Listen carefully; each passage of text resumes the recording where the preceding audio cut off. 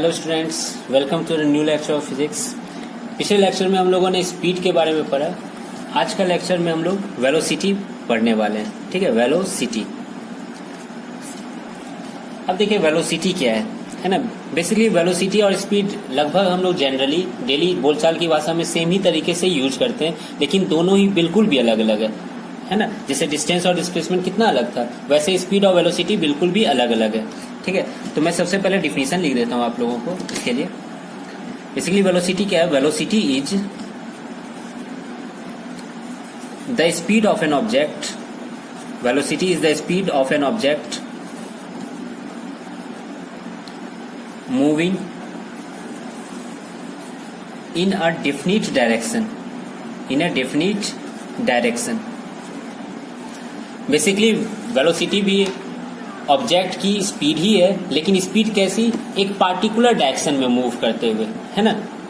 जैसे कि for example एक कार है,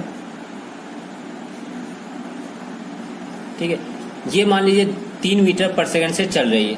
ठीक है, तो 3 मीटर पर सेकंड ठीक है, बहुत अच्छी बात है, लेकिन किस डायरेक्शन में चल रही है, किस पार्टिकुलर डायरेक्शन में चल रही है, वो यहाँ पे मेंशन करना बहुत ही इंपॉर्टेंट होता है। तो इसका हम लोग वेलोसिटी क्या लिखेंगे? 3 मीटर पर सेकंड लिखेंगे, जो कि इसका स्पीड ही है, लेकिन किस डायरेक्शन में बाबू?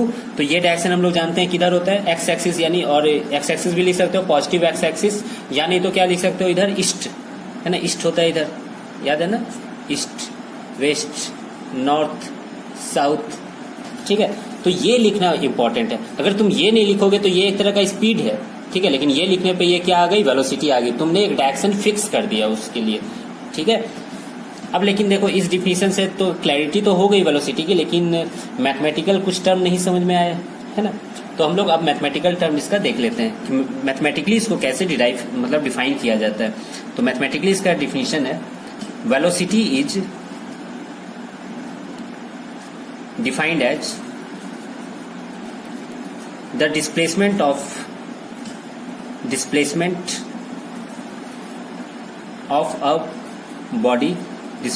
of a body in unit time। ठीक है, velocity is defined as the displacement of a body in unit time. याद करो कि स्पीड को भी ऐसे डिफाइन किए थे। Speed is defined as the distance of a body या distance travelled of a body in unit time, है ना। मैं डिस्प्लेसमेंट ट्रेवल्ड क्यों नहीं लिख रहा हूँ? क्योंकि डिस्प्लेसमेंट ट्रेवल नहीं किया जाता है, वो पिछले लेक्चर में आप लोग देखे थे। डिस्प्लेसमेंट तो हमेशा फिक्स रहता है, कोई 2 पॉइंट का, है ना, एकदम शॉर्टेज डिस्टेंस होता है। डिस्टेंस आप ट्रेवल करते हो, डिस्प्लेसमेंट आप ट्रेवल नहीं करते हो, है ना। तो velocity is defined as displacement of a body in unit time. अब एक चीज देखो, डिस्प्लेसमेंट कैसी क्वांटिटी थी? कैसी थी? वेक्टर क्वांटिटी थी, है ना, डिस्प्लेसमेंट। तो वेलोसिटी भी क्या होगी? Vector quantity. या यहाँ से भी देख सकते हो, यहाँ पे डायरेक्शन भी फिक्स किया गया। मैग्नीट्यूड और डायरेक्शन जब दोनों इंपॉर्टेंस होते हैं तो क्वांटिटी कैसी हो जाती है? वेक्टर क्वांटिटी हो जाती है। तो velocity is a vector quantity, है ना। मैं यहाँ पे वेक्टर क्वांटिटी लिख देता हूँ, ऑब्वियसली ये वेलोसिटी के लिए लिखा गया। अब बात कर लेते हैं इसका ऐसा यूनिट। अब देखो बाबू, डिस्प्लेसमेंट का फॉर्मूला मैं कैसे लिख देता हूँ? पहले यहाँ पे वेलोसिटी का फॉर्मूला लिख देता हूँ। Velocity is equal to displacement by time. ठीक है, अब देखो डिस्प्लेसमेंट का यूनिट क्या होता है? ऐसा यूनिट मीटर होता है, और टाइम का क्या होता है? सेकंड होता है। तो ऐसा यूनिट क्या हो गया वेलोसिटी का? वही मीटर पर सेकंड, है ना, इसमें चेंज नहीं हुआ। ठीक है, तो स्पीड में कुछ मायने में वो सेम भी रहता है, जैसे ऐसा यूनिट दोनों का सेम होता है ना। लेकिन एक चीज ध्यान रखना कि वेलोसिटी का डायरेक्शन भी होता है। अब देखो वेलोसिटी का मैग्नीट्यूड तो होता है, लेकिन डायरेक्शन किधर होता है? तो डायरेक्शन जिधर डिस्प्लेसमेंट का डायरेक्शन होता है, जिधर डिस्प्लेसमेंट का डायरेक्शन होता है। ठीक है, और डिस्प्लेसमेंट का डायरेक्शन किधर होता है बाबू? मैं बताया था, इनिशियल पॉइंट से फाइनल पॉइंट की तरफ होता है डिस्प्लेसमेंट का डायरेक्शन, है ना। डिस्प्लेसमेंट के लेक्चर में मैं बताया था। तो वेलोसिटी का डायरेक्शन उधर ही होता है जिधर डिस्प्लेसमेंट का डायरेक्शन होता है। चलो, तो मैं इसका एक एग्जाम्पल भी ले लेता हूँ। मान लो इसे बी गया, है ना, ये फेमस एग्जाम्पल मेरा रहता है। 3 किलोमीटर, फिर उसके बाद 4 किलोमीटर बी से सी गया। पूछा गया कि यहाँ पे डिस्प्लेसमेंट कितना है, तो डिस्प्लेसमेंट तो बाबू किधर है, 5 किलोमीटर है, और वो डायरेक्शन किधर होगा, इनिशियल पॉइंट और फाइनल पॉइंट को ज्वाइन कर दो, है ना, और ये इनिशियल और ये फाइनल है, तो डिस्प्लेसमेंट का डायरेक्शन किधर होगा, इधर होगा, ये 5 किलोमीटर का, ठीक है। तो वेलोसिटी की भी डायरेक्शन किधर होगी, इधर ही होगी बाबू, है ना। अब देखो 3 किलोमीटर चला होगा कुछ टाइम में, 4 किलोमीटर चला होगा कुछ टाइम में, तो टोटल टाइम तो जोड़ दिए, तो डिस्प्लेसमेंट बाय टाइम में क्या लिखोगे, 5 किलोमीटर बाय टोटल टाइम। कोई दिक्कत।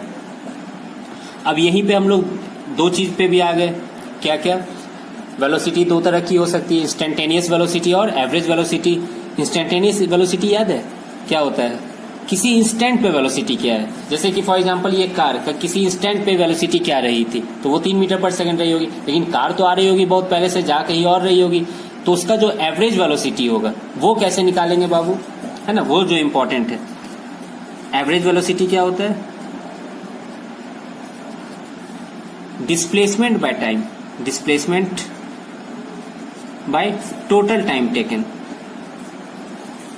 अब यहां तुम्हारा दिमाग खराब कि sir average speed total distance by total time लिखे, है ना, हर शब्द को देखना, एवरेज स्पीड लिखे थे total distance by total time, ये एवरेज वेलोसिटी में total displacement by total time क्यों नहीं लिख रहे हैं सर। तो बाबू डिस्प्लेसमेंट बाबू इनिशियल और फाइनल पॉइंट पे ही डिपेंड करता है ना। अब तुम ऐसे जाओ ऐसे जाओ ऐसे जाओ कैसे भी करके जाओगे तो इसका डिस्प्लेसमेंट हमेशा क्या होगा बाबू, फिक्स ही रहेगा। तो इसलिए टोटल डिस्प्लेसमेंट टाइप का लिखना कुछ जच नहीं रहा है ना, सूट नहीं कर रहा है यहाँ पे। इसलिए एवरेज वेलोसिटी क्या हो जाएगी, displacement by total time taken. अब यहाँ पे बता सकते हो एवरेज वेलोसिटी क्या होगी, डिस्प्लेसमेंट 5 किलोमीटर और टाइम इसका और इसका टाइम जोड़ दो बस, है ना। अब टाइम तो इसका टाइम तो नहीं होगा क्योंकि इस पे तो चली ही नहीं, बॉडी तो चली ऐसे करके, कोई दिक्कत नहीं। और एवरेज वेलोसिटी का डायरेक्शन किधर होगा बाबू, जिधर डिस्प्लेसमेंट का डायरेक्शन होगा, है ना। मैं यहाँ लिख देता हूँ, वैसे यहाँ पे हिंदी में लिखा हूँ, लेकिन आप लोग को जिनको हिंदी नहीं समझ में आ रही होगी, velocity has same direction as that of क्या, डिस्प्लेसमेंट।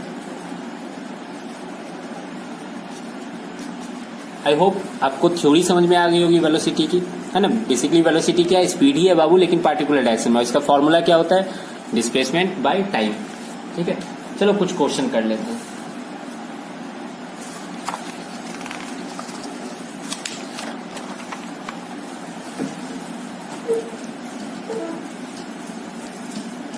मान लो कोई बॉडी कहो, कार कहो, पार्टिकल कहो, सब एक ही मतलब होता है, ठीक है।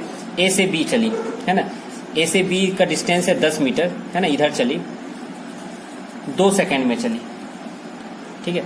ए से बी जाने में इसको 2 सेकंड लगा, 10 मीटर की दूरी थी। मैं यहाँ पे 2 क्वेश्चन आपसे पूछ रहा हूँ, स्पीड क्या होगा और वेलोसिटी क्या होगा। स्पीड क्या होगा और वेलोसिटी क्या होगा।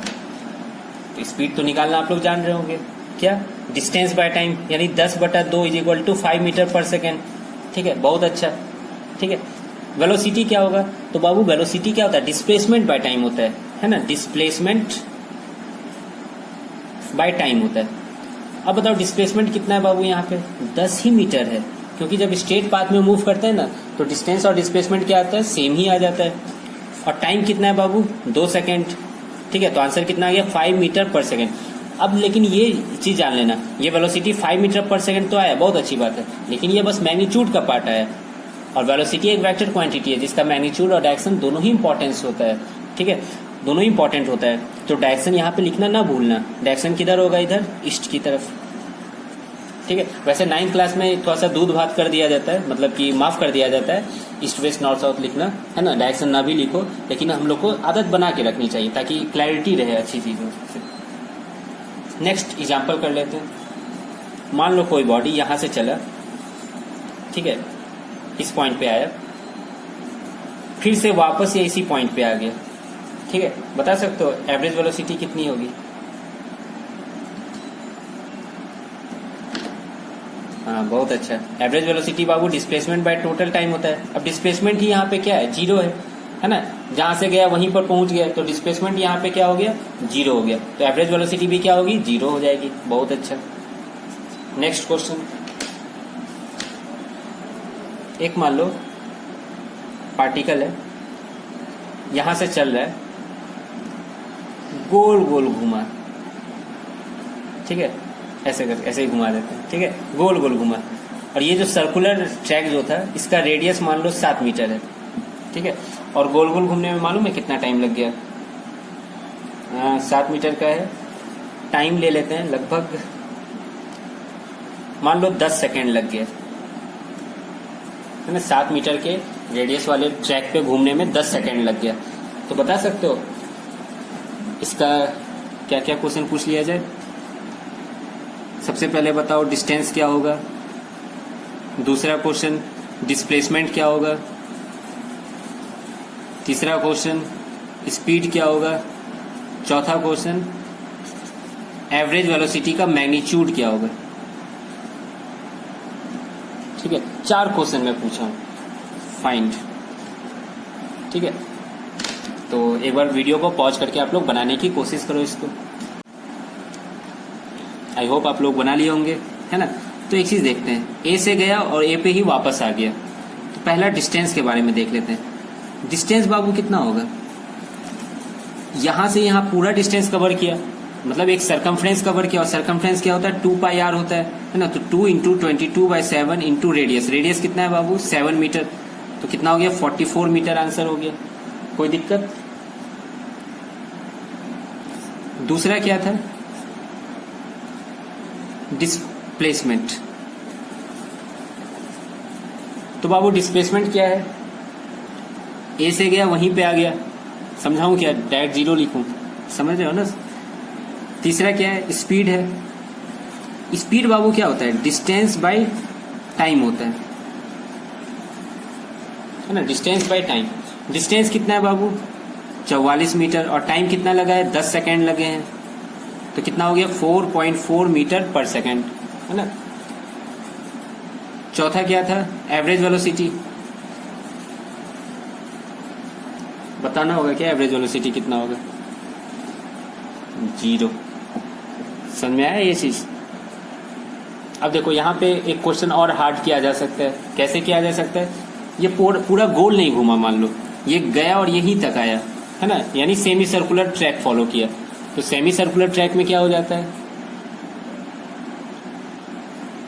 डिस्टेंस πr हो जाएगा, डिस्प्लेसमेंट क्या हो जाएगा? 2r हो जाएगा। 2r मतलब जितना डायमीटर है, क्योंकि इनिशियल पॉइंट और फाइनल पॉइंट के बीच का डिस्टेंस कितना हो जाएगा? जितना डायमीटर है, यानी 2r कहे तो 14 मीटर हो जाएगा, है ना। तो डिस्प्लेसमेंट 14 मीटर आ जाएगा, डिस्टेंस तो वही रहेगा। सो डिस्टेंस πr हो जाएगा, इसका आधा 22 मीटर हो जाएगा। एवरेज वेलोसिटी लेकिन क्या हो जाएगी? डिस्प्लेसमेंट बाय टाइम, यानी 22/10 सेकेंड हो जाता है। समझ में आ रहा है मैं क्या बताना चाह रहा हूँ? तो ये तो मैं पूरा गोल घुमा दिया। अगर मैं आधा ही घुमाता तो वहां पे भी डिस्टेंस, डिस्प्लेसमेंट ये सब निकालना और फॉर्मूला लगा देना है। कोई दिक्कत? आई होप नहीं। चलिए नेक्स्ट क्वेश्चन की तरफ चलते हैं। एग्जाम्पल, मान लो कि एक कार है, सड़क थोड़ी सी राइट टर्न टाइप की है ना, ऐसे करके। पहले कार इधर गई, फिर इधर गई। ए से शुरू की, बी गई, बी से गई सी तक, ठीक है। ए से बी का जो दूरी है ना, दूरी नहीं दिया हुआ है, इसमें दिया हुआ है स्पीड, है ना। v1 स्पीड जो इसका है 12 किलोमीटर प्रति घंटे से चली, और टाइम जो लगा इसको 1 घंटा लगा, ठीक है। ये जो नेक्स्ट है वो 5 किलोमीटर प्रति आवर से चली, और टाइम कितना लगा बाबू? 1 आवर लगा, ठीक है। तो इसमें पूछा गया 2 चीज, फाइंड एवरेज स्पीड और दूसरा एवरेज वेलोसिटी, ठीक है। 2 चीज पूछा गया, एवरेज स्पीड और एवरेज वेलोसिटी क्या होगा। तो एक बार वीडियो पॉज करके बनाओ आप लोग। आ गया आंसर? चलो मैं बताता हूं क्या। अब देखो, स्पीड निकालो या वेलोसिटी, डिस्टेंस तो बहुत इंपॉर्टेंट है ना। तो डिस्टेंस निकालना हार्ड है क्या इसमें? वेलोसिटी दिया हुआ, टाइम दिया हुआ, तो डिस्टेंस इज इक्वल टू क्या होता है? स्पीड इंटू टाइम होता है, ठीक है।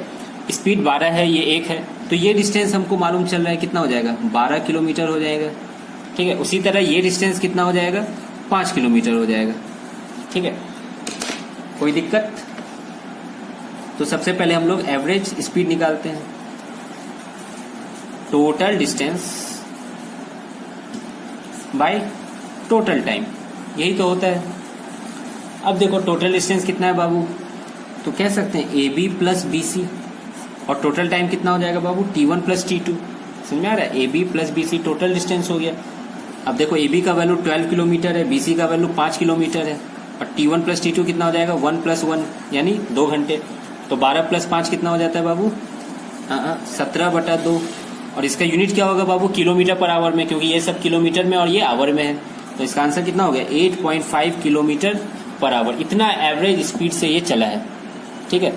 मतलब चला तो अलग अलग स्पीड से, लेकिन यहाँ वाले आदमी है ना, और यहाँ वाले आदमी से पूछेगा कि कितने डिस्टेंस है, तो ये बताएगा 17 किलोमीटर। कितना घंटा लग गया, ये देखा 2 घंटा लगा। तो वो मन में क्या सोचेगा कि 8.5 किलोमीटर प्रति घंटा से वो बंदा चला होगा अपने वहां से। नेक्स्ट क्वेश्चन, एवरेज वेलोसिटी क्या होगा, एवरेज वेलोसिटी क्या होगा, ठीक है। तो एवरेज वेलोसिटी बाबू क्या होता है, डिस्प्लेसमेंट बाई टोटल टाइम। अब बता सकते हो डिस्प्लेसमेंट कितना होगा, बहुत ट्रिकी चीज है, नहीं ट्रिकी चीज है, बहुत आसान है। यहां से गया यहाँ पे पहुंचा, डिस्प्लेसमेंट तो यही होगा, और इसका डायरेक्शन हमेशा यही होगा, है ना। तो डिस्प्लेसमेंट का वैल्यू कितना हो जाएगा, ये 12 है, ये 5 है, तो इसका आंसर कितना हो जाएगा, 12 स्क्वायर प्लस 5 स्क्वायर, है ना। ये राइट एंगल ट्राइंगल था, मैं बोला था, है ना। ये 144 प्लस 25 ये आ जाता है बाबू 169 आ जाता है। तो इसका वैल्यू आ जाएगा 13 किलोमीटर, ठीक है। मैं ऐसा डाटा ही दिया था कि 13 आए, मतलब इजी आए, है ना, कोई अच्छा वैल्यू आ जाए, गंदा भी आ सकता था। तो बाबू डिस्प्लेसमेंट कितना हो गया, 13 किलोमीटर, और टोटल टाइम कितना हो गया, 1 प्लस 1 2 आवर है ही, तो 13/2 किलोमीटर पर आवर, यानी कितना हो गया 6.5 किलोमीटर पर आवर, ठीक है। यहाँ डिस्प्लेसमेंट कैसे आया समझ में आ गया था ना, डिस्प्लेसमेंट 13 किलोमीटर कैसे हुआ था, कोई दिक्कत। अब देखो बाबू यहाँ पर जैसे लास्ट में याद है ना, क्वेश्चन हो गया, बहुत क्वेश्चन हो गया।